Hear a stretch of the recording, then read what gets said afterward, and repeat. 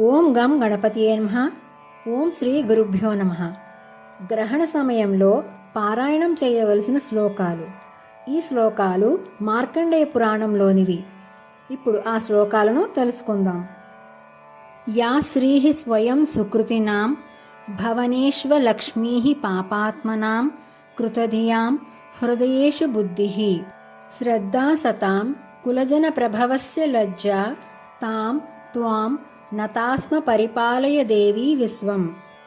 Yeah ముక్తి హేతు రవిచింత్య మహావ్రతాత్వం అభ్యస్యసే సునియతేంద్రియ తత్వసారైః మోక్షార్థిభిః మునిభిరస్త సమస్త దోషైః విద్యాసి సా భగవతి పరమాహి దేవి.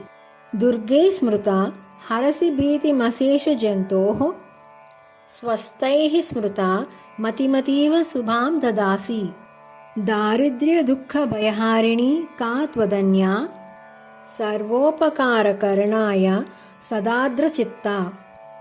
శూలేన పాహినో దేవి పాహి ఖడ్గేన చాంబికే ఘంటాస్వనేన నః పాహి చాపజ్యాని స్వనేన చ.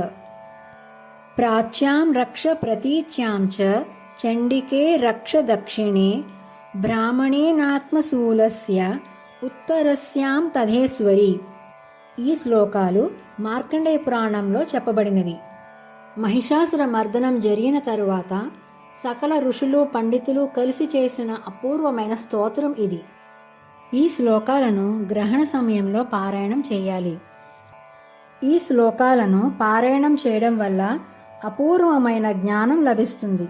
అందులోనూ గ్రహణ సమయంలో చదివితే ఎక్కువ శక్తి లభిస్తుంది. ఇంకా సంపదలు లభిస్తాయి. ముక్తి కూడా ప్రాప్తిస్తుంది. ఓం దుం దుర్గాయై నమః.